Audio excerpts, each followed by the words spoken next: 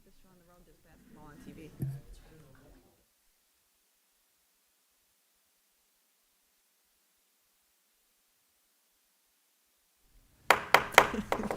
I'd like to call this March 28th, 2024 Board of Education regular meeting to order. Mr. Anagnostou, would you take the roll?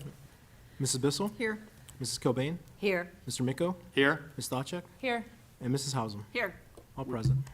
We are all present. Would you please stand and join me in the Pledge of Allegiance?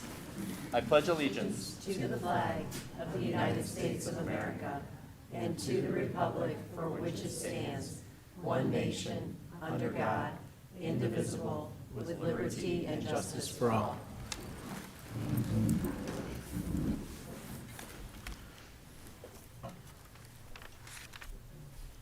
So our district has developed and is currently engaged in a 3-year strategic plan which reflects the values, beliefs, and hopes of our students, staff, parents, and community. And tonight we will have the opportunity to approve several grants thanks to GPD Group and the Strongsville Education Foundation that will contribute to our classrooms, and that supports our strategic priority of transforming teaching and learning. Next is OSBA student achievement. Mrs. Cobain, Ms. Stavcek.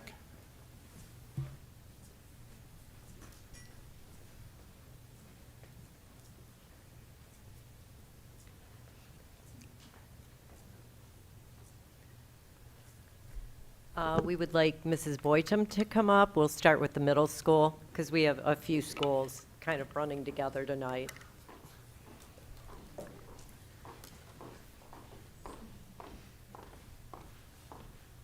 Good evening.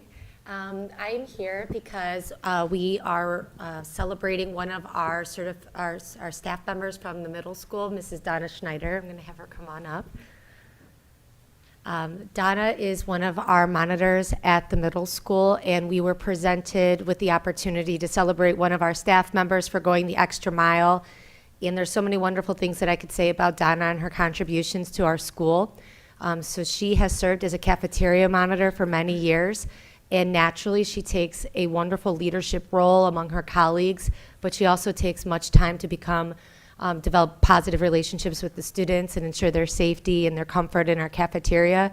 But alongside of that, she has taken much initiative to go into our offices and to learn the roles of our staff members, our clerks, and she always steps in and she's always trying to help. How can I help you? How can I learn this role? If somebody's ill or sick, she steps in and she's able to take on the task, and she's just a wonderful team player, and we're so grateful for her in our building and people like her, and we really could not function without her. So thank you for all that you do and for going the little extra mile outside of your everyday responsibilities.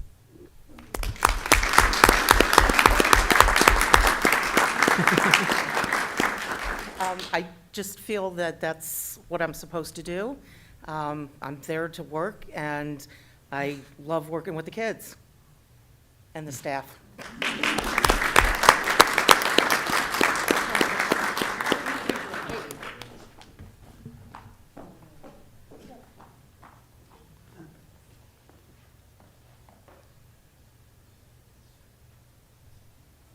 Go ahead and shake everyone's hand. It's a pleasure.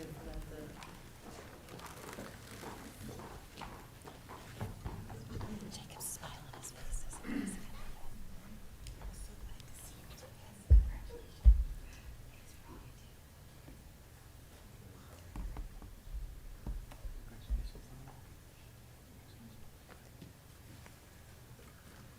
Next on our list is high school. Bill, you're up. What is that? All right. Okay?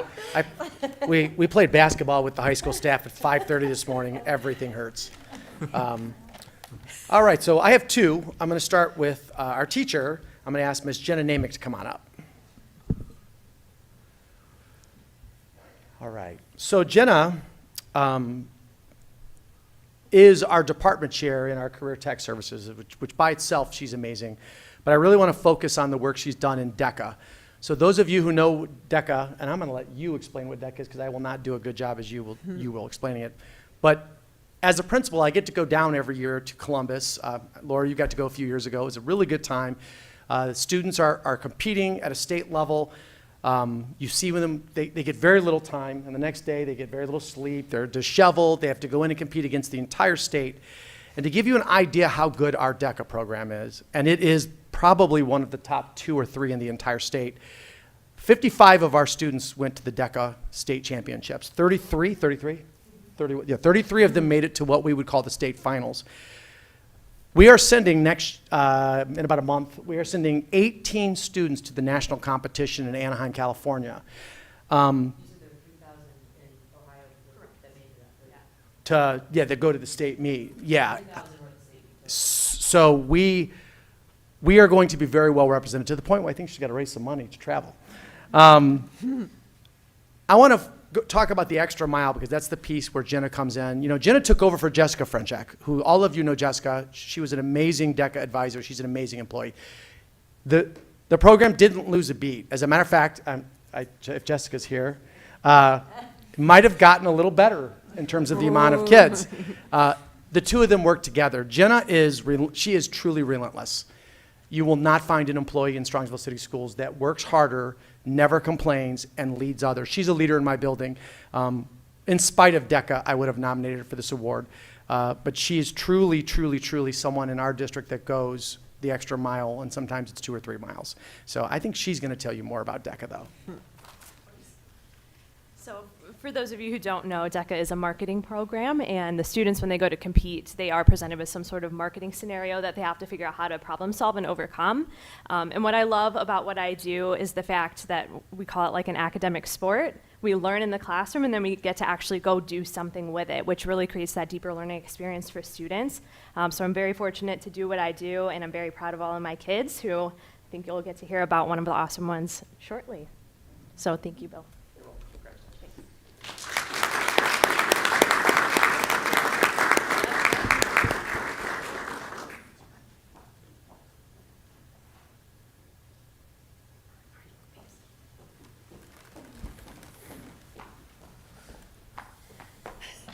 Congratulations. All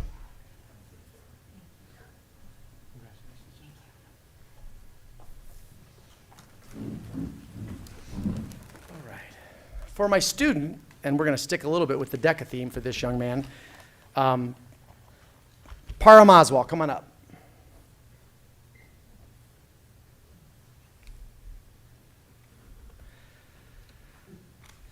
So when these two ladies asked me to pick a student, it's really hard sometimes to pick. We have almost 2,000 students, and we have a lot of students that do a lot of really great things. So I kind of looked at who could I pick that's accumulated so many great things that just has earned it over the course of time. And immediately, because as Haley, when they met him in class, we pulled him out of AP French, I believe, this young man smiles 24 hours a day. I've never seen him not smile in the 4 years that I've known him. Let me tell you a little bit about Param. First off, he's a senior with a GPA of 4.339. He's a 4-year varsity tennis player, 2 years as the captain. He's the National Honor Society vice president. He's the Interact Club president. He's a DECA 2-time national qualifier. Him and Michael Rose have qualified for nationals 2 years in a row. This year they were state champions. He is on Dr. Ryba's Student Advisory Council, and he's a leader in my principal's leadership group, and he's also in Robotics Club. There is a list of things he hasn't done that's not much longer than that list. So when we talked about a young man that has just left an imprint and will be missed when he leaves because he's done so many amazing things, and the truth is, in the middle of sometimes what is a crazy days being a high school principal, I do seek this young man out because he truly smiles 24 hours a day. One of the most positive people I've ever met. So, I'll let you say a few words. You want to say something, Param? I've never known Param to not. Oh, I left it out. Param was the winner of the Rotary. It was the Rotary speech competition. So he won some money with that. So I'm sure he wants to say something. And he's incredibly modest, we've learned. I don't know, I wasn't prepared to speak, but I mean, I just sort of try to stay busy, stay out of the house. My parents hate it, but I love it. you know, just try to keep myself busy, whether it's like doing actual schoolwork or sports or clubs or whatever. I don't like just like sitting around and not doing anything, so just trying to get involved. I'm studying finance at OSU next year, so, yeah. Thank you.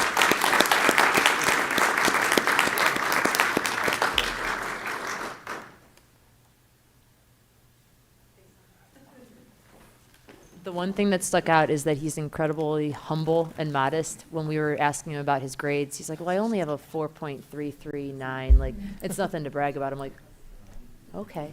I mean, he was incredibly modest about everything that he did. It was awesome. And last but certainly not least, we would like to invite Mr. Gurka up here. This was an extra mile award that Sharon and I created after what we named the plague of 2024 when Sarar was hit with illness, to say the least. So we decided that we thought that the staff at Sarar did an amazing job of handling things with a smile on their faces, showing up to work when they could have very easily said, you know what, I'm not going to risk getting sick today, and helping everybody get through the experience. So, Mr. Gurka. Thank you. Thank you on behalf of everybody at Sarar. Thank you for recognizing us. To paraphrase Martin Luther King Jr., the ultimate measure of a person is not where they stand in times of comfort, but where they stand in times of challenge. And to put it mildly, Thursday, January 18th, was a time of challenge for the staff at Sarar Elementary School. Unfortunately, or fortunately, I was not at school that day because I was one of the people who got hit with the Sarar plague. But the staff did a wonderful job. I've heard it described as it was like watching The Exorcist at the school. The staff really rose to the occasion, and the 6 people that were recognizing us tonight were really in the middle of it and went above and beyond to keep Sarar running.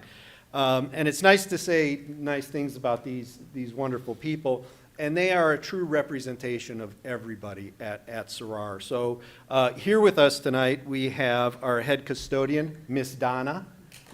Come on up. We have our office secretary, Lynn Gorey. Our office aide, Paula Gatos. And our nurse, who everybody knows as Nurse Carol. Unable to be here tonight because they are working, our night custodians, Katie and Miranda. These folks, from the stories I've heard and everything, because again, I wasn't there, they jumped in. The walkie-talkie was going all day saying, Miss Donna, we need a bucket. Miss Donna, we need a garbage can. Miss Donna here. The office staff just jumped in, put kids where they needed to put kids to keep it going.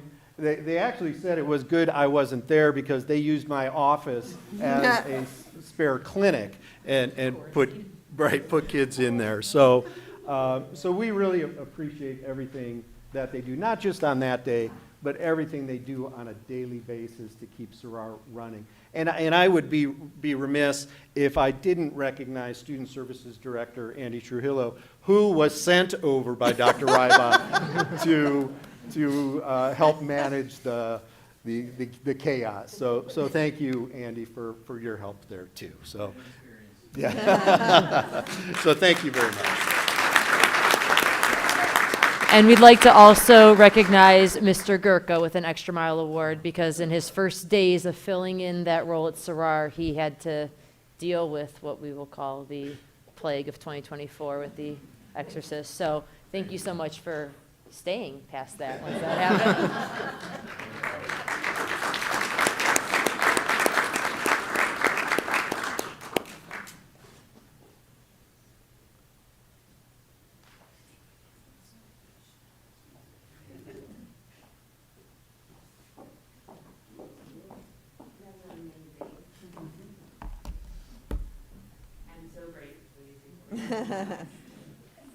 So So they're the unsung heroes of the experience who, when Dr. Ryba sent other people on his behalf to deal with it, they were in the trenches. An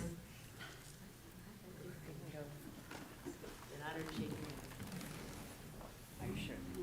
Yes, I do. Thank you so much. It's been a long time since Jane. I believe you. Thank you. Thank you. Thank you. Thank you so much. I believe you. I believe you.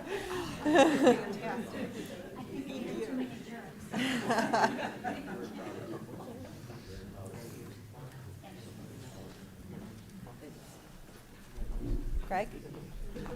Greg?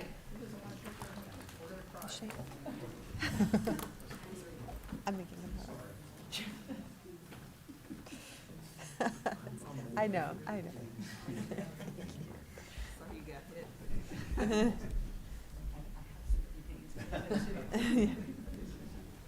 Thanks again. You're welcome. Thank you so much.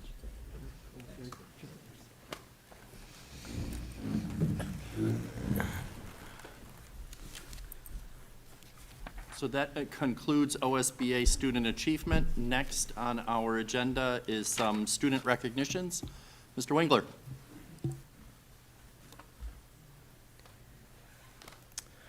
All right. This is one of my favorite things to do. So to honor the students, the student achievement at Strongsville High School, there are so many students that achieve at just as you heard, Parham has 4.339 GPA, which this year doesn't even, I mean, not offense to Parham, but it's not even in our top 5%. That's how difficult it is. So one of the things I like to talk about is students that achieve at very high levels. So the National Merit Scholarship Corporation every year has levels of national merit honored students. There's commended, semifinalist, and finalist. And before I call up the commended students, I want to tell you exactly what you have to do to become one of those. So of the 1.5 million students who take the PSAT or SAT in America, in order to be commended, you have to basically be in the top 34,000. And what that means is you have to be in the top 2% for testing in the country. These students get letters of commendation across the country because they are in such rare company. So I'm going to call up our commended students and have them stand up here. Allie Carey.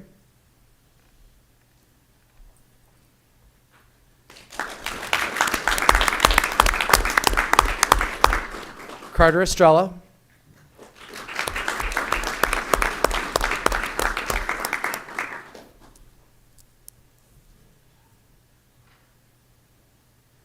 Nathan Phobel.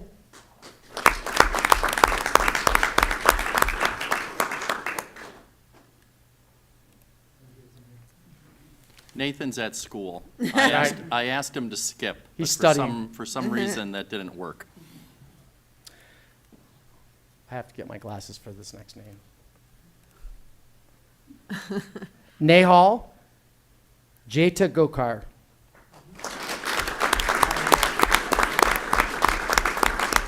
This is why they don't let me read names at commencement. Ayush Keshri.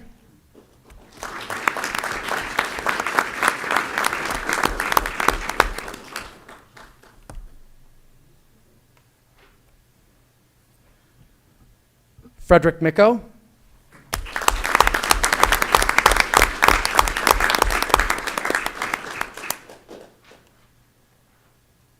Kay Smith.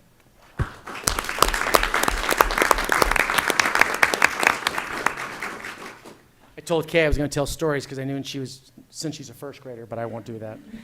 So these students are all honored by nationally as being commended students. So round of applause, guys.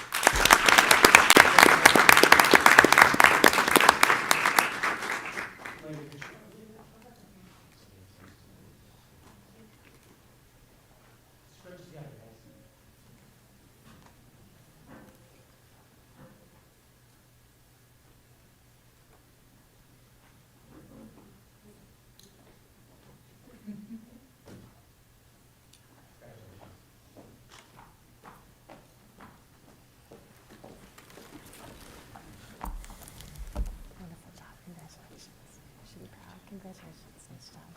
Best of luck. Congratulations. Congratulations. Congratulations. Congratulations. Congratulations. Congratulations. Congratulations. Congratulations.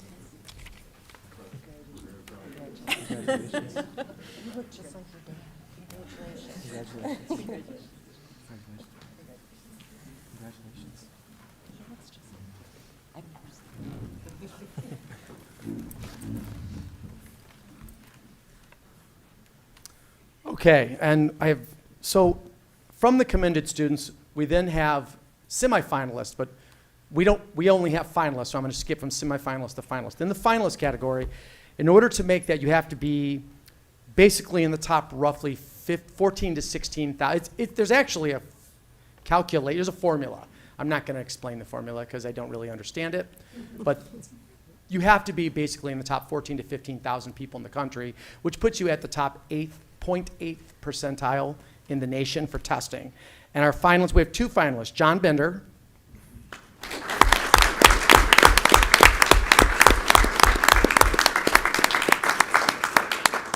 and Chloe Mance.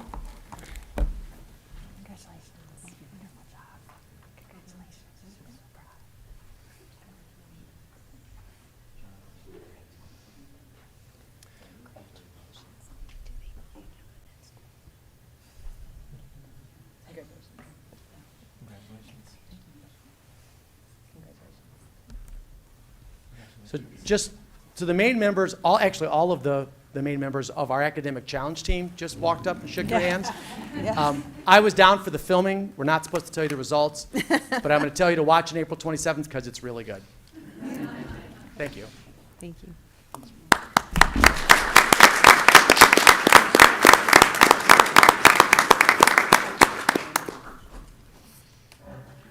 So I think maybe we can get one of the finalists or one of the commended to explain the formula to Mr. Winkler. But I just want, on behalf of the board, I just want to let everyone know how proud we are of all of these students. And we're proud of their parents for the guidance and the work they do in allowing us to have their children in our schools so that we can be examples for other young people. And what I like about any of these recognitions is that other students, younger students, are going to see what great things our students are accomplishing and know that they too can accomplish great things. So thank you for those examples, and I appreciate it. One more final round of applause.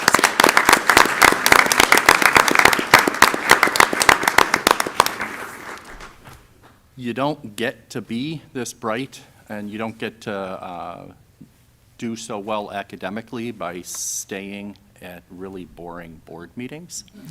So if anybody needs to escape to do homework or anything else profitable, thank you very much.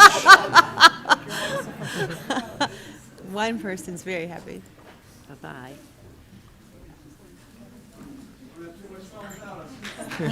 We'll try not to. Hey, Richard, refresh your agenda. I changed some action items to consent and vice versa.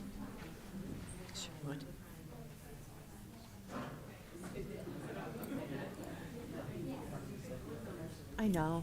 I just thought I'd ask again. Sir, our principal, I wanted to introduce you. We I keep telling you yes.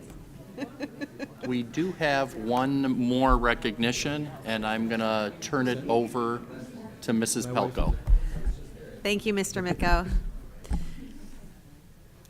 I do want to announce pending your approval this evening under my section, our new principal of Sarar Elementary, and that is Mrs. Emily Young. So I'm going to ask Emily to come up to the podium here, and she's here with her family, her two daughters and her husband.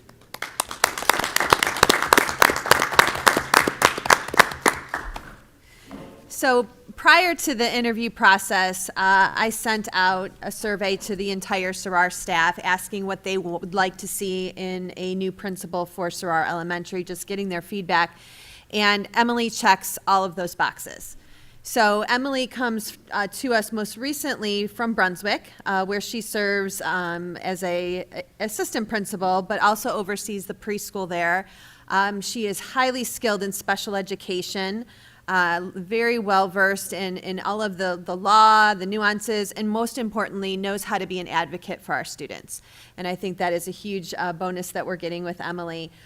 She has also served as a teacher. She's very familiar with elementary curriculum, especially the kindergarten level. You've had experience there. She's had various roles in her career, but she, again, just throughout the interview process, just continued to impress us with her skills and her abilities. And again, most of all, her ability to build relationships with people and hopefully will set Sarar into the future on a wonderful path. So Emily, I'll turn it over to you and let you share a few words. Okay, I am very thankful to be here, and I'm really excited to get started. So thank you for the opportunity. I am here with my husband, Stephen, and our two daughters, McKenna and Naya. They're in kindergarten and second grade. But I'm just really excited to see even staff here tonight. I think that's great, and I've heard really great things about the building, and so I'm ready to go. Congratulations, Emily. We're just thrilled to have you.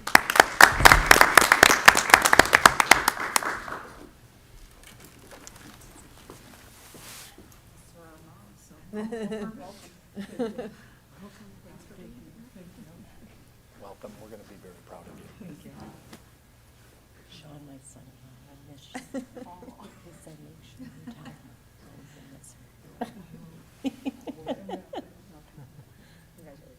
Congratulations, welcome.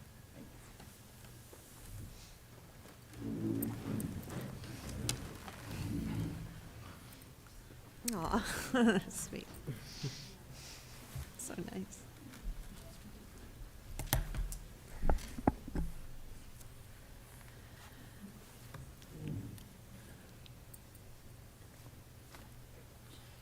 So on behalf of the board, we want to welcome Emily. We're looking forward to great things, and it was very nice of you to bring your family. Looking at McKenna and Naya, I know that they will keep you on the right track, and if you're ever wondering any questions of how your students are reacting, you can always look to them for advice. So thank you very much, and welcome aboard. Next on our agenda is public comment. I do not have any slips for public comment. Is there anyone who wishes to address the board anyways? Next is treasurer's, next is approval of minutes. That is part of our consent calendar. The minutes are for the March 14th, 2024 work session. Next on our agenda is treasurer's report. Mr. Anagnostou. Thank you, Mr. Miko. I have a few items for your consideration tonight. The first being the financial report for the month ended February 29th, 2024. The financial status report is attached to the agenda as well as a supplemental report, and I'll go over the supplemental report.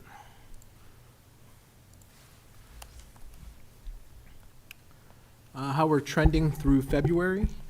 Current year-to-date revenue collections indicate $695,000 favorable compared to the November five-year forecast. Current expenditures compare about $647,000 favorable to the five-year forecast, and the net two of those would impact cash by 1.3 favorably, 1.3 million. Overall, if the projection goes through for the rest of the year, we would finish with a cash balance at June 30th of 49.9 million, which would add about 3.8 operating surplus for the end of the year, with revenues being over expenditures. In comparison to revenues through February revenues in comparison of this year compared to last year, Actual revenues were down by 6 million this year compared to last year, and that's in the property tax collections. And what that basically is timing. The county had pushed back the deadline to, the payment deadline for the taxes about a week and a half, which overlapped with the advances. So the February advance was $6 million less compared to years past. Our March settlement, we just received that last week. We got what we were supposed to receive, and it was actually about $600,000 more than the forecast. So overall, although it's $6 million down here, or less for February, it was just more of a timing issue. So we can expect March to show an increase. $6 million or so increase. Correct. And then that has the same impact with the year-to-date through February compared to last February. Overall, revenues are $5 million less, which is 6.2 of that is property taxes. And then state revenue is about $400,000 higher, which is the additional state funding formula through the new biennium budget. And other revenue is higher due to interest income primarily. And then how it's comparing to the forecast. We're comparing to the forecast favorably about $695,000, and the breakdown is, as I mentioned, we got the tax settlement for revenues. We're about $600,000 higher. Investment income is about $260,000 higher. State aid is about $187,000 less, and then all other revenues are about $50,000 more. And then that total variance of $695,000 is equal to about 0.78% of the forecast annual revenue difference. Moving on to expenditures. Expenditures for the month of February, this February compared to last February, are $628,000 higher. That's primarily due to salaries and benefits of $400,000 and purchase services of $180,000. Actual expenditures year-to-date through February, comparison to last February, are about $2.7 million higher. Salaries and benefits make up about $2.9 million of that difference. Purchase services about $100,000 more, while other expenses are about $278,000 less, and those have to do with timing, as we'll see in the agenda later on.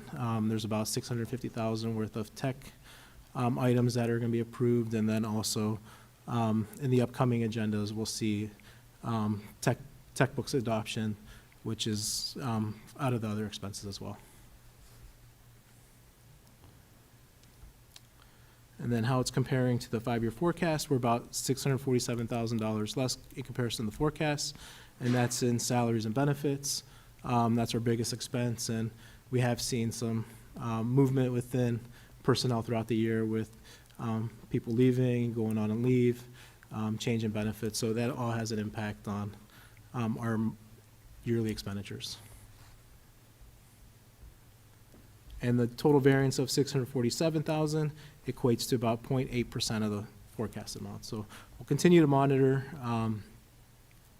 There's still more separations and people leaving, so as we might have more savings as the year goes on through those items as well. So continue to monitor and update each month.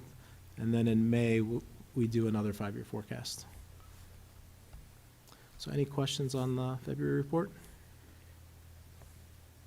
All right. Hearing none. Moving on to grant approval. Mr. Minico, you touched on these earlier. Be it resolved upon the recommendation of the treasurer that the following grants be approved for fiscal year '24.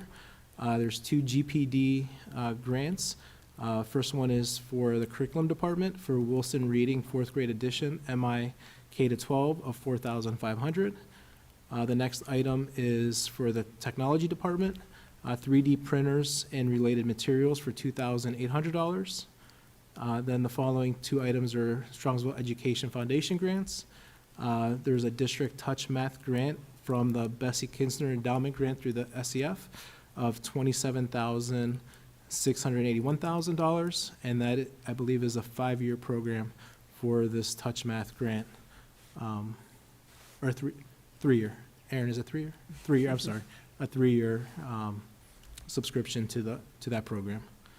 And then the last item is Sarar Elementary gym class tablet of $240. Any questions on the grants? Item 3, student activity program budget revision. Be it resolved upon the recommendation of the treasurer that the following student activity program budget revision for fiscal year '24 be approved. It is for the cheerleading student activity program from $46,760 to $56,760 for a $10,000 increase, and that increase is primarily due to the way that the vendor, further additional items that the cheerleaders are going to purchase. Normally, they would pay the vendor directly. They changed vendors, and this year, the program's going to collect the money and make one order through the school. Item 4, be it resolved upon the recommendation of the treasurer that the amended permanent appropriations for fiscal year be approved. The changes that we had were for the SCF and the GPD grant and Fund 019, our termination benefits fund, and an increase of $7,769 of appropriation due to additional separations. The student activity, district managed student activity account, $10,000 increase for the cheer program. And then Title III was a reallocation in federal funds, so a reduction of $5,900. Item 5, House Bill 9, Ohio Public Records Training. Be it resolved upon the recommendation of the treasurer that the Board of Education accepts the certified hours for House Bill 9, Ohio Public Records Training. This training is in compliance with all of Ohio records statutes and Board of Education requirements, that the treasurer, George Koenig, myself, be the designee on behalf of the Board of Education for public records training. This public records training was held virtually on Wednesday, February 7th, 2024, from 9 a.m. to 12:15 p.m., and presented by the Office of Dave Yost, Ohio Attorney General. And the last item, district credit card limits. Be it resolved upon the recommendation that the treasurer, per board policy 6423, the annual credit card limits per cardholder and or account be approved as listed in the exhibit. This is an annual item that we usually put on the organizational meeting. It was on the organizational meeting. We're making a couple changes to it.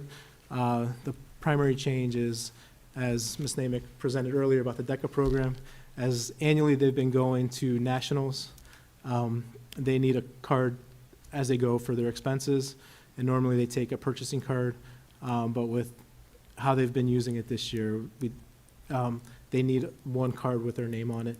So what we decided to do was get an individual card for Jenna and Jessica. That way they could have it for their needs, and since it's an annual item, they're going to be going to nationals and states every year, so it made sense. And then we made a change to a middle school card, from taking it off a teacher's name to the FCS program. So those were the changes. Any questions? Any questions for George?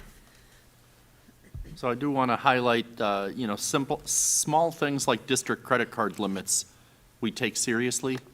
We adjust it as necessary because we know we're stewards of the taxpayers' money, and we want to make sure that we're doing everything we can to keep that money safe and accounted for.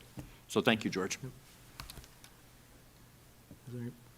If there are no other questions for George, next on our agenda is superintendent's report.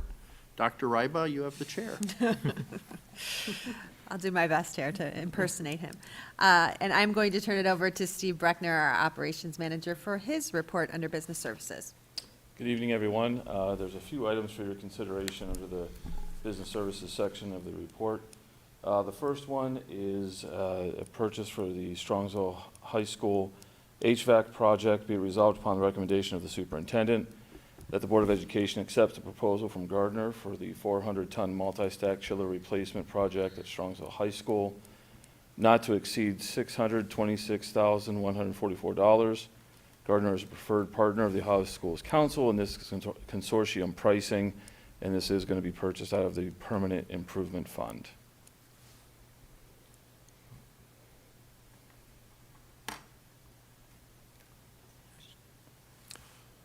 Oh, yeah, okay. Thank you for the dramatic pause. So this does, because of the dollar amount, this does need separate action. Be it resolved upon the recommendation of the superintendent that the Board of Education accepts the proposal from Gardner for the 400-ton multi-stack chiller replacement at Strongsville High School, not to exceed $626,144. Do I have a motion? So moved. Second? Second. Motion by Ms. Stavcek, second by Mrs. Cobain. Any discussion? Steve, what's a chiller? So what this is an HVAC unit designed to heat and cool, more specifically cool, the area of the high school, some 600 classrooms over by the Little Theater. With the improvements that we made during the renovation, we knew that this unit was oversized, but it was working well when the renovation was done, so it was determined not to replace it. However, that narrative has changed. The condenser is broken inside of it. There's 4 condensers in the unit. Each one costs between $20,000 to $25,000 to replace. When you take that into consideration with the maintenance on this type of HVAC unit is substantially more than an air-cooled unit. I called Gardner, who, like I said, is a preferred partner of OSC, and we came up with a plan to make this unit be more in line with the other units that are in the district. The maintenance on it is less, the tonnage on it is less, the efficiency, the electrical efficiency on it is better. So all around, it's a good purchase.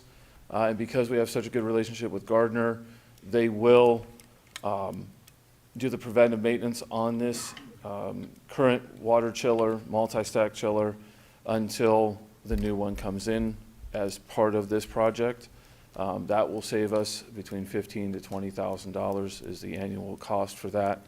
And then also they will just put the new unit into the program. I already have all the other air-cooled chillers in at no additional charge as well. So it's a very good deal for us, very good deal for them. And we've worked with them in the past for a lot of our HVAC, so it's highly recommended that we do this to save. It's upfront cost, of course, is more, but over time, the maintenance on that unit that's there now, that's 20 years old, 15 to 20 years old, the operational cost is better to get this new one and have this in place than to keep nursing along the old one, especially as it keeps breaking down.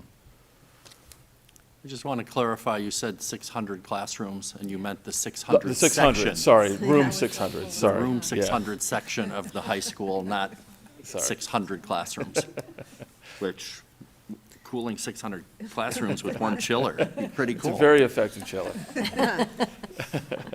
I do want to highlight that, this is part of our program to maintain our buildings. So, money well spent, better to maintain. One of our mantras is always to keep our buildings warm, safe, and dry, and in parentheses, cool, as part of that program. So, thank you very much for all the work you've done on it. Any- I will add, with the permanent improvement fund, the cash is there for it, but at the April regular session, I'll have an appropriation adjustment to increase the budget to utilize the cash that's there for this. Just wanted to make the board aware. Very good. Any other questions? George, please take the roll. Ms. Stochek? Yes. Mrs. Cobain? Yes. Mr. Miko? Yes, Mrs. Hausum? Yes. And Mrs. Bissell? Yes. the motion carries. The second item for tonight is the Strongsville Middle School track resurfacing project. Be resolved upon the recommendation of the superintendent that the Board of Education accepts a proposal from Field Turf USA Incorporated to apply a resurfacing/structural spray on the middle school track. The amount not to exceed $142,586. This is also consortium pricing, and it will be taken out of the permanent improvement fund. Do I have a motion? So moved. Second? Second. Motion by Ms. Stavcek, second by Mrs. Cobain. Any discussion? Tell us what we're doing. So what we're doing is maintaining the track that is seeing some wear and tear. It is now 7 years old, and they're recommending every 5 years to do this, so we're a little behind on it. But with this respraying, we will be able to extend the life of the track. you know, that versus just patching and repatching and replacing a lot sooner, which is about 4 times the amount and ever increasing. So this is something that's needed to maintain that track surface and have it survive some of the harsh snows of March. So. So, and if we can just highlight, consortium pricing means that we're getting the best pricing without having to go through the trouble of Going doing out the for bids bid. ourselves. So this is through the OSC, the AEPA consortium, I believe that's, somebody can fact check me if they need, but it's on the quote as well. It's a partner with a more known name is Vasco. We do a lot of our work with them. So Field Turf USA is a large group, and Vasco is one of their contractors. And we're able to utilize our relationship with the OSC and their consortium, where they go out for bid and do state minimum pricing is a more common vernacular. They do all of that for us, so we don't have to go out and do that on our own. So we appreciate that relationship, and that's where this project pricing and the good pricing that we get comes from. Any other questions? George, take the roll. Ms. Stochek? Yes. Mrs. Cobain? Yes. Mr. Miko? Yes, Mrs. Hausum? Yes. Mrs. Bissell? Yes. and the motion carries. All right, the next item, the third one, is to rescind the purchase of 2 72-passenger conventional school bus chassis and bodies.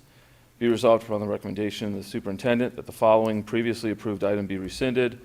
And this is from the January 11th, 2024 agenda, where the board approved the purchase of 2 72-passenger conventional school buses and school bus chassis and bodies. And then the funding is to be returned from the permanent improvement fund from this purchase. Do I have a motion? So moved. Second? Second. Motion by Ms. Stavcek, second by Mrs. Cobain. Any discussion?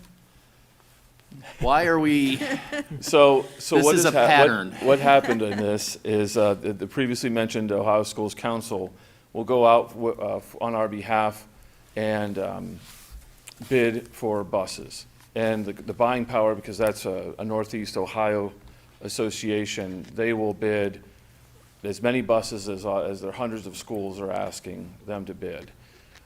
So what happened is that in that January 11th board meeting, I proposed one of the companies called Hill International. They are a dealer of the international buses that we wish to purchase. However, there was a bit of a clerical error. International gives people licenses to sell their product, but they have to stay in their area. Unbeknownst to us, unbeknownst to Ohio Schools Council, we were buying from a different region. So we need to rescind that purchase, and then in a very short order, in the very near future, we are then going to utilize that same money at the same price with our local dealer that's in our area, Rush, and they price matched what we had from Hill. So that is the whole story. In the future, and it was just a mistake at the because it was on the bid document. Now I know who our dealer is whenever we go to buy international buses, so this will be resolved, but that's the reason why we need to rescind this purchase. and to be clear, there's no financial impact. Correct. Any other questions? George, take the roll. Ms. Stochek? Yes. Ms. Cobain? Yes. Mr. Miko? Yes, Mrs. Hausum? Yes. Mrs. Bissell? Yes. the motion carries. So as a complete shock, I am putting forward a bus bid award. Be it resolved upon the recommendation of the superintendent that the bus bids be accepted for 2 72-passenger conventional school bus chassis and bodies as received by the School Bus Cooperative Purchasing Program of the Ohio Schools Council, as listed in the exhibit. Be it further resolved upon the recommendation of the superintendent that the bids be accepted from Rush Bus Center, Akron, for 2 72-passenger conventional school bus chassis and bodies. Funding shall be as follows. For those buses, it will be from the permanent improvement funds, not to exceed the aggregate principal amount of $264,052, and that's the same amount that we had purchased from Hill for these 2 buses. So no change in the amount whatsoever. Do I have a motion? So moved. Second? Second. Motion by Ms. Stavcek, second by Mrs. Cobain. Any discussion? To clarify, there is no financial impact. It's the same price. That is correct. They price match what we had before. Are we going to get them? Yes. Any update on the previous? We have 2 of the 3 in. I do not know when the 3rd is going to be in. They're not cleared that yet. And that was from Myers. That was from 3 years ago. Thank you, Mr. Agnostic. I believe your section of the I report is say- over, sir. I say that just because that was part of the state bus grant that we've been waiting on for those buses, so. Hopefully that 3rd bus comes by June, so we could not ask for another extension for the grant. And to be clear, we're not the only ones having this problem. That's correct, This- yeah. This is a national problem with bus supply. Any other questions? Any other discussion? George, take the roll. Ms. Stochek? Yes. Ms. Cobain? Yes. Mr. Miko? Yes, Mrs. Hausum? Yes. And Mrs. Bissell? Yes. and the motion carries. All right. The 5th item in the business services section is a purchase of mobile classrooms. Be resolved upon the recommendation of the superintendent that the Board of Education approves the awarded 4-year lease agreement for 6 mobile classrooms. And that's 6 mobile classroom units. I'm sorry, that word needs to be added there. So a total of 12 classrooms because it's 2 per unit. 1 to be at Chapman Elementary, 1 at Kinsner Elementary, 2 at Maraski Elementary, and 2 at Sarar Elementary with William Scotsman Incorporated, not to exceed the total cost of $833,546.40. Funding to be from the general fund. Do I have a motion? So moved. Second? Second. Motion by Ms. Stavcek, second by Mrs. Cobain. Any discussion? We did have plenty of discussion at our previous meeting. We are busting at the seams is probably the best way to describe this. We are growing. We will continue to grow. We've had a number of enrollment studies in the past that all predict this growth. The last time I checked, they're within 50 students. They continue to be within 50 students. So barring dealing with this growth with a capital improvement campaign, with an elementary schools facility project, which we have planned, these are the short-term ways we're going to address this growth. Any other questions or comments? George, take the roll. Ms. Stochek? Yes. Mrs. Cobain? Yes. Mr. Miko? Yes, Mrs. Hausum? Yes. Mrs. Bissell? Yes. and the motion carries. And lastly, we have a gift to the district. Let's see, be resolved upon the recommendation of the superintendent, the following be approved. Ritesh Patel donated a baritone instrument valued at $700 to Whitney Elementary School. Thank you. Before we let him escape, are there any other questions? Run. Thanks, Steve. Thank you, too. Steve. Next with the curriculum report is our Director of Curriculum, Erin Green. Good evening. I have 4 items tonight for your consideration. The first 2 will be overnight trips. Item 1 is an overnight trip for the Strongsville High School boys varsity and junior varsity lacrosse teams. Be resolved upon the recommendation of the superintendent that permission be granted to the Strongsville High School boys varsity and junior varsity lacrosse teams to travel to Columbus, Ohio, April 12th through 13th of 2024 to participate in competition, transportation via school bus, lodging and meals paid by participating students, and the Strongsville Athletic Boosters. The second item is very similar. It's for an overnight trip for the Strongsville High School girls varsity and junior varsity lacrosse teams.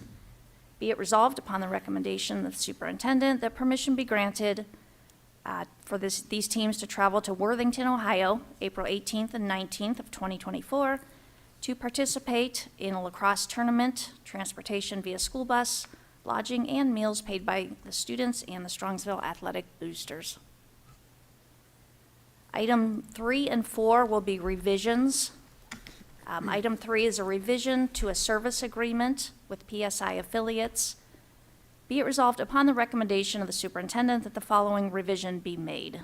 So the original was from October 26, 2023, and the revision is service agreement for St. Joseph and John Interparochial School with PSI affiliates. The new total allocation amount will be increased to $40,308.34. And then the second item of those two, again, a revision to the agenda, October 26th, 2023 agenda. The service agreement for St. Albert the Great with PSI affiliates. New total allocation amount there would be $8,585.93. And I will add, as the reasons for those revisions, when we get reallocations and Title I funding, a portion goes to the non-publics. So as we get our reallocations, they get reallocations as well. So we have to revise those contracts for any increased amounts that they receive. So that's why there's revisions, and I believe there'll be a couple more once we get the contracts for 2 other non-public schools. Thank you. And to be clear for the public, this isn't out of the general fund, this is out of Title I funds. It is one of the few funds that we are still stewards for, that the local school district acts as the federal government's agent to make sure that the money is spent properly, but it is not general fund money, it is not local property taxes that is paying for this. It's still taxes, though. And then, Aaron, I just wanted to compliment GPD on the math program, and I'm looking forward to seeing the results. So Absolutely. this is my reminder that we're going to want to see the results 1 year, 2 year, and 3 years from now. You got it. Thank you. Sure. Thanks, Aaron. Next up, Andrew Trujillo with our report from Student Services. Good evening, members of the board. I have 2 items for your consideration tonight. The first is Maxim Healthcare Services Addendum. Be it resolved upon the recommendation of the superintendent that the Board of Education enters into an addendum with Maxim Healthcare Services, who operates a healthcare staffing agency and employs licensed healthcare personnel to provide personnel to supplement nursing services as shown in the exhibit. This is a revision from an agenda item in August 3rd of 2023. Questions about that? No? Okay. The next is just our extended school year program dates for students with disabilities. So be it resolved upon the recommendation of the superintendent, the Board of Education approves the extended school year program for school-age and preschool students with disabilities at Strongsville Middle School for the session listed below. Our dates will be June 17th through July 18th. Okay. Thanks. Thank you, Andy. Next is the report for Human Services. So I have several items for you tonight.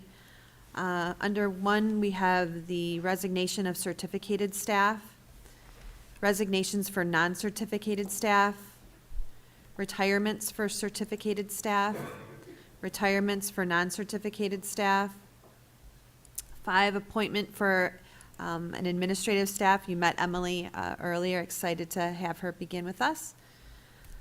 6, appointments for certificated staff. Under 7, appointments for non-certificated staff. 8, we have appointments for certificated athletic supplemental contracts. 9, appointments for certificated athletic supplemental contract. 10, appointment for non-certificated athletic supplemental contract. Under 11, appointment for certificated supplemental contract. 12, appointments for game workers. Changes in hours for non-certificated staff. Changes in status for non-certificated staff. Contract recommendations for non-certificated staff. We have medical leave for administrative staff, medical leaves for certificated staff, medical leaves for non-certificated staff, unpaid leaves for certificated staff, unpaid leaves for non-certificated staff. Under 21, we have volunteer chaperones. Under 22, we have substitute rates for certificated staff. So be it resolved upon the recommendation of the superintendent that effective April 9th, 2024 through May 24th, 2024, the certificated daily substitute rate schedule be amended to the following percentage of the certificate certificated salary schedule, BA0, base pay per diem daily rate, calculated using 178 student days per year and rounded to the nearest dollar. So that is from day one and beyond, they will receive 47% of BA0 base. 23, we have a memorandum of understanding, be it resolved upon the recommendation of the superintendent that the memorandum of understanding between the Strongsville Board of Education and the Strongsville Education Association as stated in the exhibit be accepted. And finally, under 24, we have an agreement related to the terms and conditions of employment, be it resolved upon the recommendation of the superintendent that the Board of Education authorizes the superintendent and the treasurer to enter into an agreement impacting terms and conditions of employment, the terms of which have been reduced to writing and provided to the board. And that concludes my report. The last item is an action item. Oh, I'm sorry.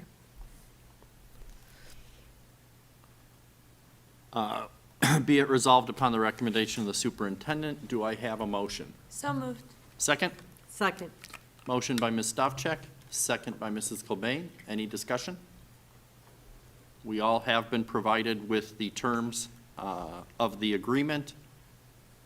Mr. Anagnostou, would you take the roll? Ms. Stochek? Yes. Ms. Cobain? Yes. Mr. Miko? Yes. Mrs. Hausum? Yes. Mrs. Bissell? Yes.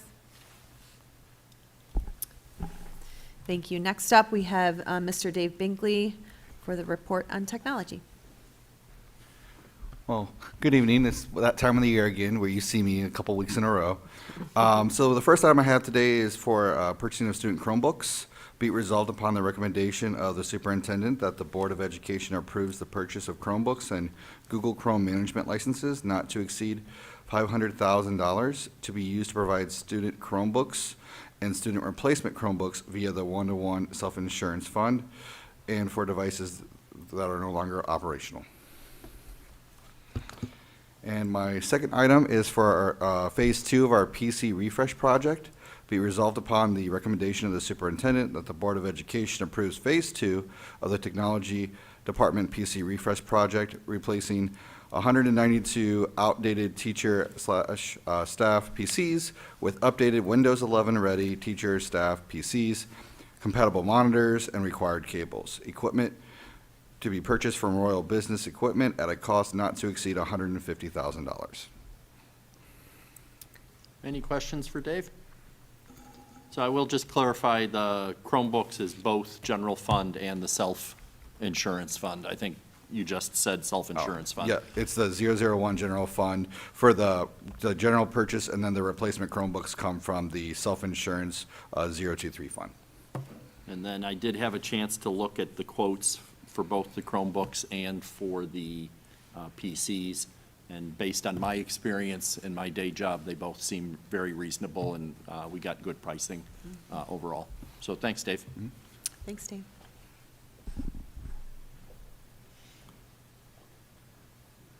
Next on our agenda is Polaris Career Center report. Mrs. Bissell. Laura's gonna. I'm actually gonna take a Pinch stab at hit? it tonight. Mrs. Hausum, you're up. Coming up on the end of my third month on the Polaris board, I've enjoyed and learned a lot, and it's going fast already. I can't believe it's been 3 months. But I wanted to start by letting everyone know that there is a second annual First Responder Career Fair / Touch a Truck event. It will be held April 13th from 10 to 3 p.m. There will be over 80 departments and agencies on hand from the U.S. Secret Service and the TSA to local police departments and military. There will be something for everyone. This event is open to the public and it is free. And then we have a couple student spotlights. I want to start by talking about Ms. Natalie Arcelanian. She's a senior here in Strongsville. She's also a cosmetology student at Polaris, and she's the youngest student to complete the program, getting in all of her required hours, and she was able to pass the state boards before she graduates this May, which that's phenomenal. She's the first student to do that. She's already working in a salon here in Middleburg Heights, and again, she will graduate with her class from Strongsville in May. And then next we have a Polaris ambassador, Allie Walsh. She is in the EMT and fire program there, and I'm sorry, I took a picture of, because I wanted to share something that she put on hers. Her favorite thing about Polaris, the environment. It is a wonderful place to be. and she has never felt unwelcome walking through the doors. So that was great to read, because I can reiterate that it's always a very welcoming every time I go there. And that concludes my report. Thank you, Laura. It was a great report. I hope you get to do it a few more times. Next on our agenda is report on legislation. I think I'm going to have one of my best legislation reports I've ever delivered. The Ohio legislature is on break following the March 19th primary election and is not expected to return to Columbus until the second week of April to resume committee and floor sessions. And that concludes my legislative report. Board liaison reports, city council. I can go ahead. We did have a city council meeting on March 18th. And the one announcement I did want to share is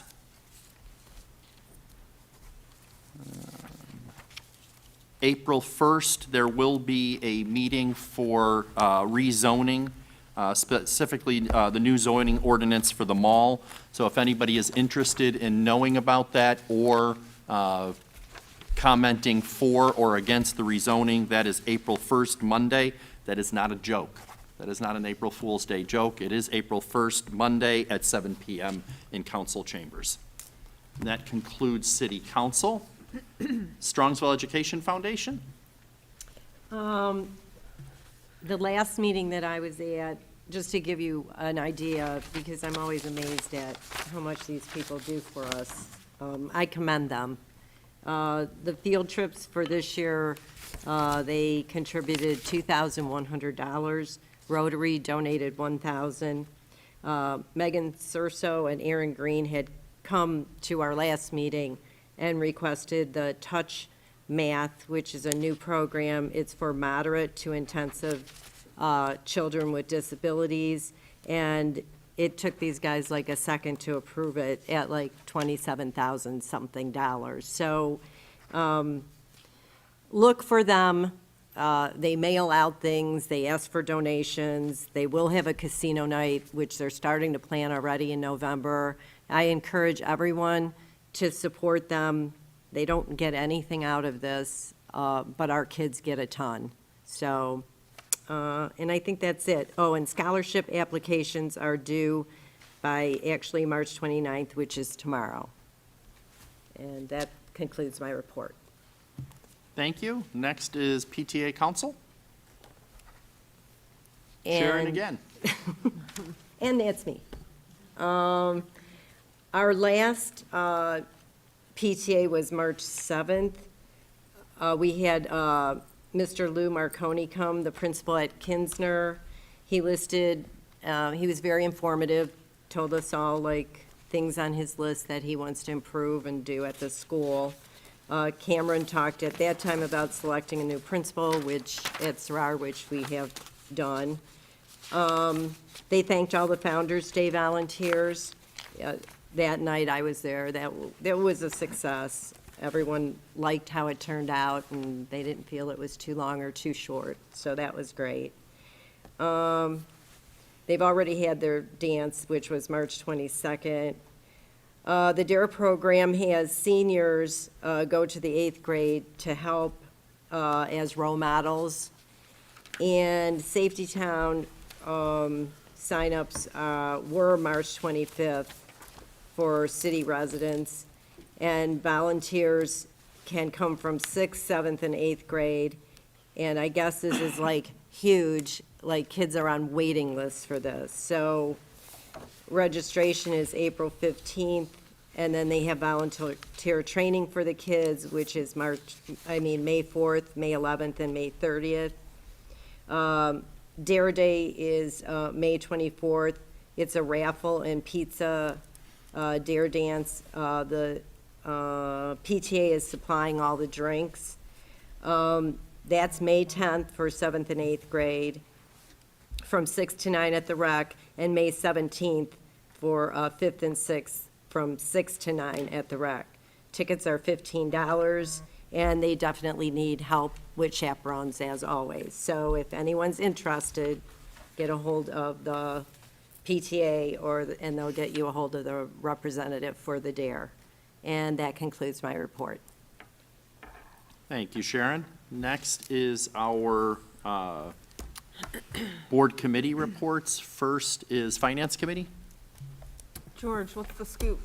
We haven't had a meeting, and we'll In a see while. what our next steps are for renewal levy, and then we'll go from there regarding a finance meeting as we think about our next steps. And I'll have some comments about that during Board of Education other.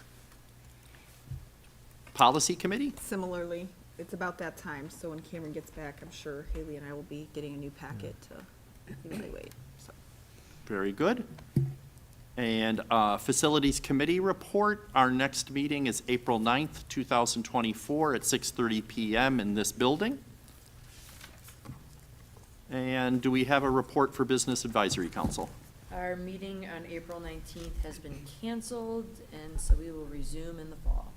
Thank you very much.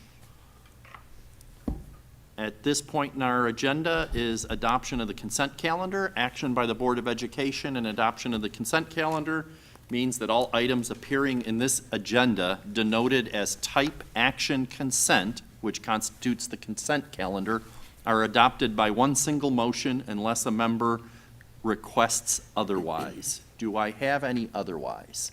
So I do have one if we can vote on the volunteers separately.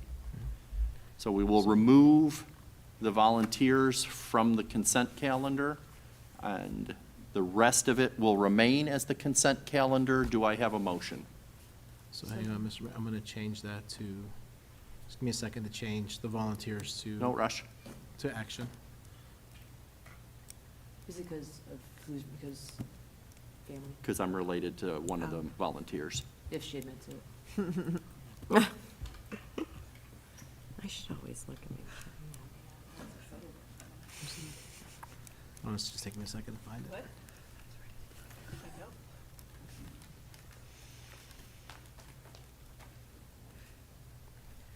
All right, so item J21 is now a action item, so I gotta refresh this page. Sorry.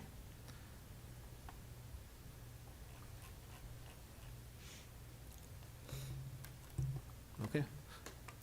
So we'll do the consent calendar first. Do I have a motion? So moved. Second? Second.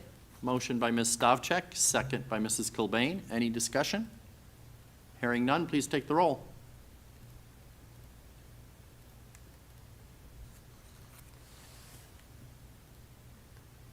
All right, Ms. Stochek? Yes. Ms. Cobain? Yes. Mr. Miko? Yes, Mrs. Hausum? Yes. Mrs. Bissell? Yes. and the motion carries. We'll now do, what is the number, George? J21. We'll now take J21, the list of volunteers to be approved. Do I have a motion? So moved. Second? Second. Motion by Ms. Stavcek, second by Mrs. Kilbane. Any discussion? Out of abundance of caution and to avoid any appearance of anything, my wife is on that list of volunteers. I think she is a great volunteer. Any other comments? Please take the roll. Thanks, Ms. Stochek? Yes. Ms. Cobain? Yes. Mr. Miko? Abstain? Mrs. Hausum? Yes. And Mrs. Bissell? Yes. And thankfully, the motion still carries. For the volunteer job. that we Yes. paid. Volunteers.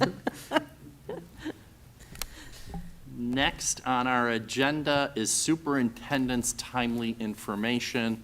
Mrs. Pelko.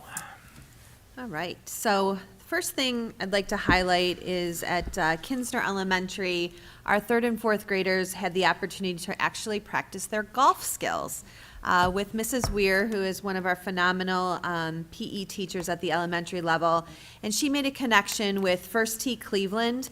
First Tee Cleveland is comprised of volunteers that come and visit and provide a 2-day lesson in PE about the basics of golf.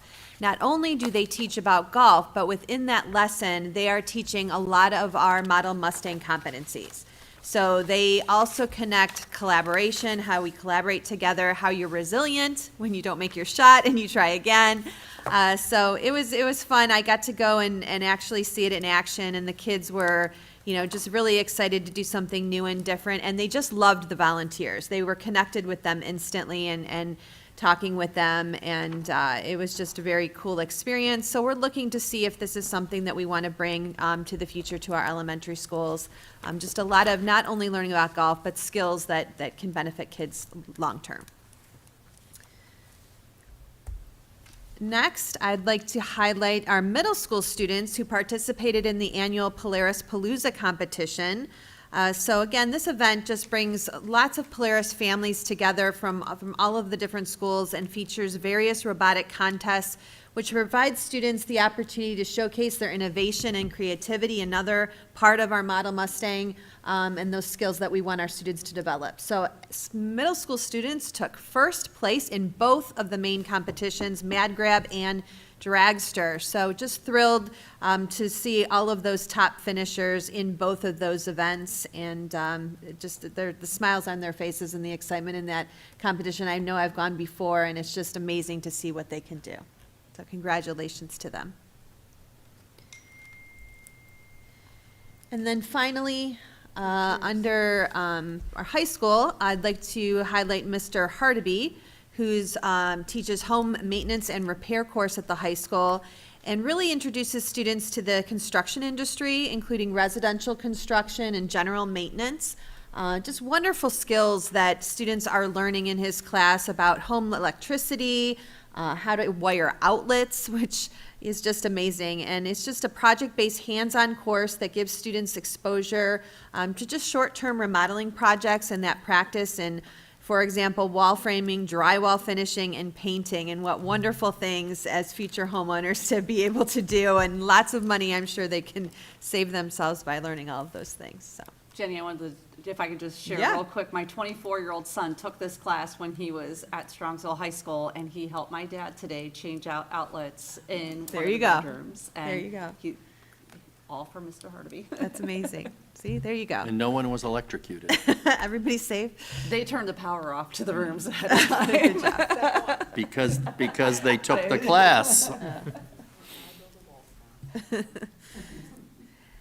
And finally, just a few reminders as we conclude our week before break here. I just want to remind everybody that spring athletics have started.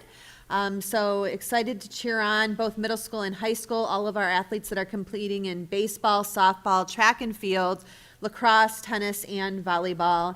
And I think that picture there is rain on a baseball field. So it's been up and down with baseball, and we're trying our best. But again, please visit strongsvillathletics.org and follow SES Mustangs on social media for the most up-to-date schedule, and try to get out to a game, maybe when the weather's better. That'd be great.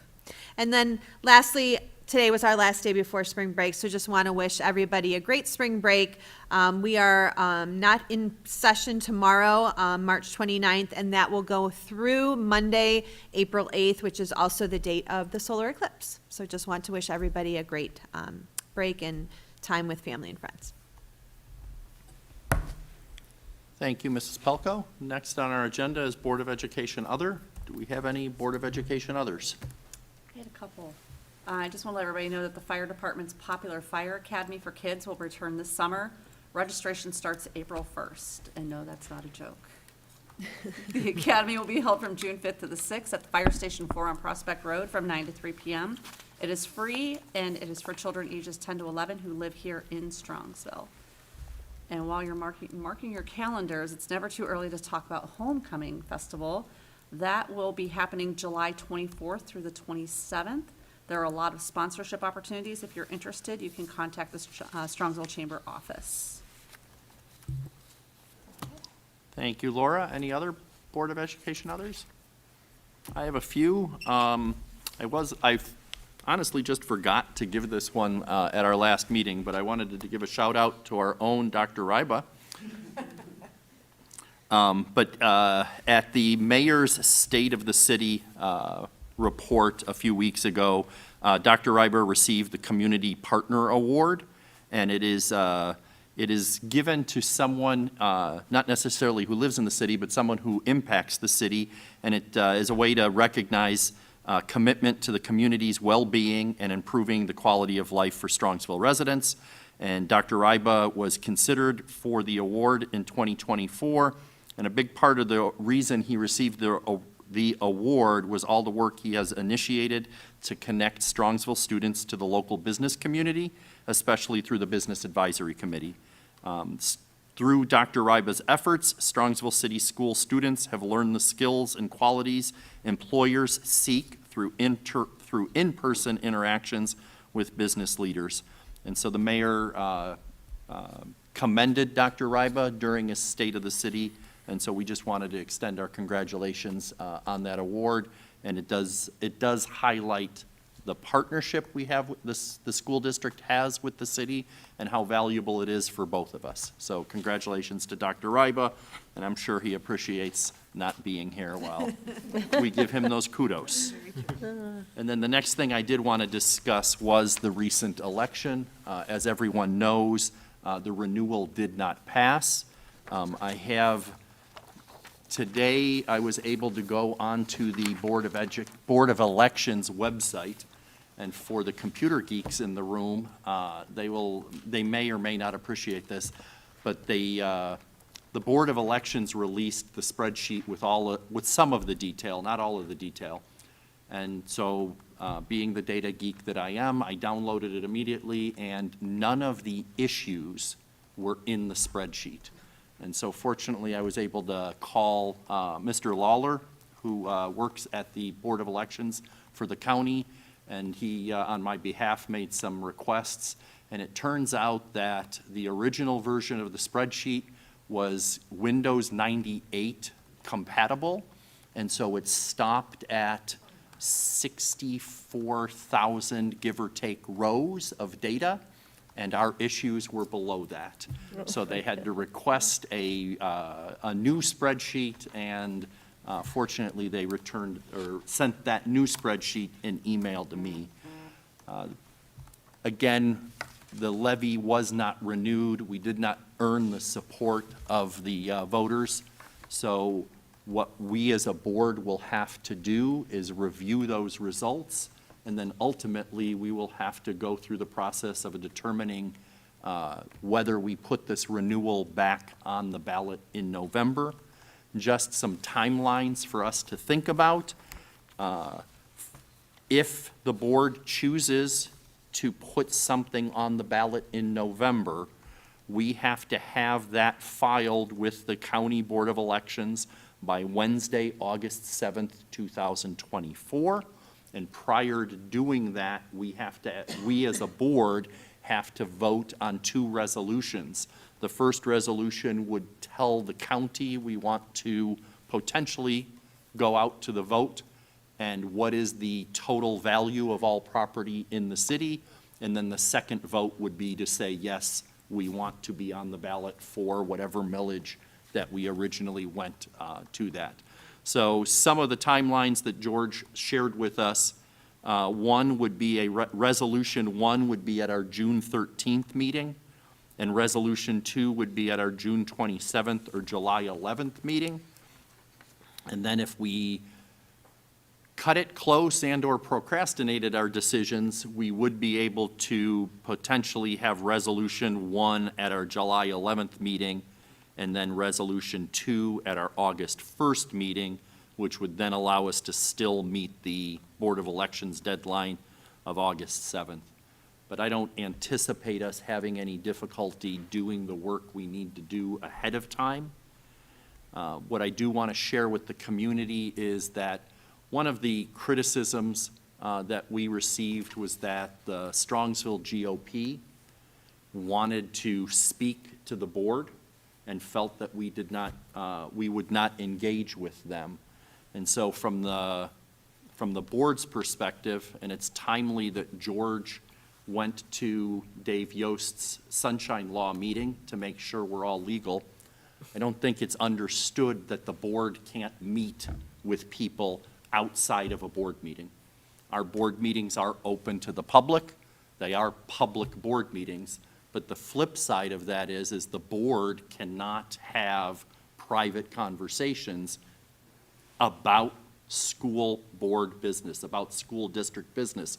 That breaks the sunshine rules, And anything we would choose or anything that we would decide at those meetings would be improper and illegal. So I do want to share that with the community, that there was no action by the board not to have that communication. Ultimately, for the board to have the kind of communication with anyone in the community, any group in the community, it has to be done at a board meeting. And in fact, there have been court cases that if a group attempts to meet with board members individually in a round-robin fashion to try to get out of the sunshine laws, that is also illegal.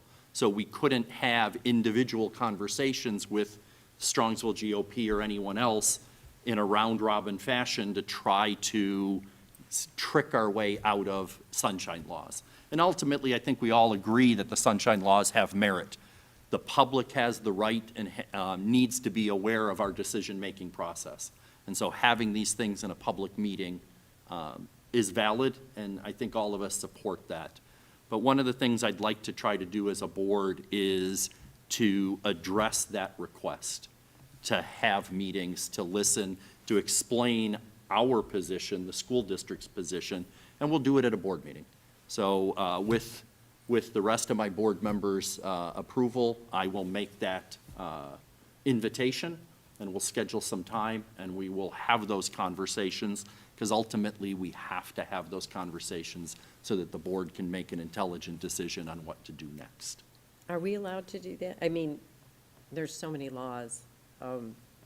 If they came, like, not Cameron or Johnny or George can't answer those questions because they're the administration. Am I right about that? Or if they come to a board meeting? They can come to a board meeting, and we can have whoever we want to participate in a board meeting. George would make sure we follow the rules, but the rule is we can't advocate during a board meeting, That's yes what I'm or saying. no. Right. But what this would be is us, and what I'm suggesting is a meeting of the finance committee, that we would make a meeting of the whole so that all board members could attend, and we can discuss millage amounts, right, reasons for millage amounts, consequences of what-if scenarios. So if we would consider reducing the levy, what would be the consequences of that? Those kinds of conversations we can have. Okay. George, do you have any other comments on? No, I think you touched on it, and also to add, at that point, the board wouldn't have approved the resolution to be on the ballot yet either, so we're not campaigning, it's just more providing So it's more financial question and informa- answer and Correct. factual.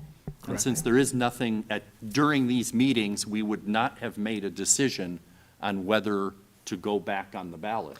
Oh, I see what you're saying, so it wouldn't look like we were trying to persuade anyone. Okay, okay.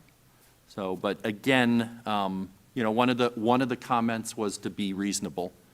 And some of us who have been around here for a long time have heard me talk about, I have a 3-part test. Is it needed? Is it reasonable? And can we look our neighbors and our taxpayers in the eye and promise them we won't waste their money? So having any tax amount be reasonable resonates.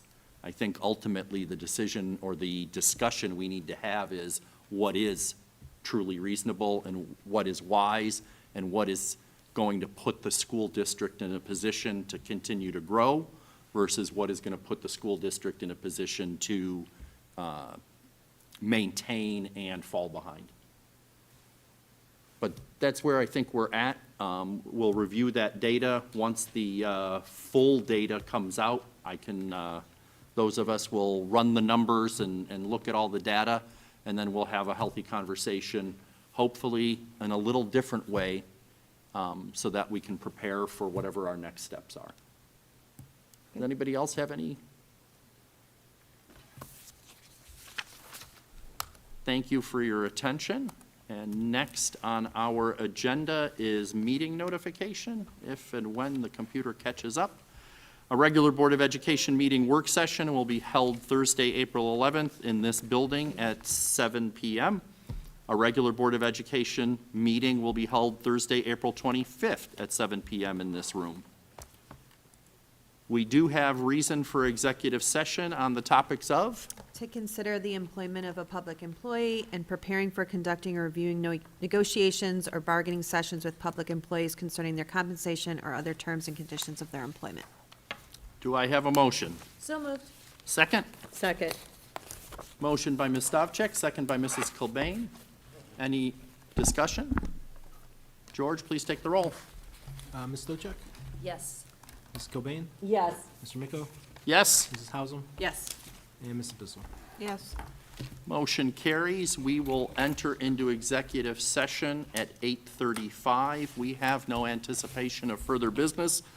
We are on break, and there's a lot of celebrations in the springtime, so if this applies, please accept our happy Ramadan from March 11th through April 9th, a belated happy Holi on March 25th, a happy Easter on March 31st, and if I mess this up, someone's going to teach me how to pronounce it correctly, a happy Eid al-Fitr on April 9th, and then we have a couple of board meetings, and then we'll have a happy Passover on April 22nd. Thank you for your attention. Have a good evening.